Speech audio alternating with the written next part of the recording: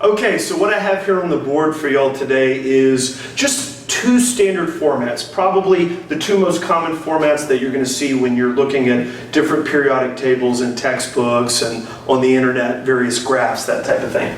So this first format, this is pretty typical of what's in your textbook. First of all, X represents any chemical symbol, while Z at the top represents the atomic number, and A represents the atomic mass. Over here in this format, this is also a very common one.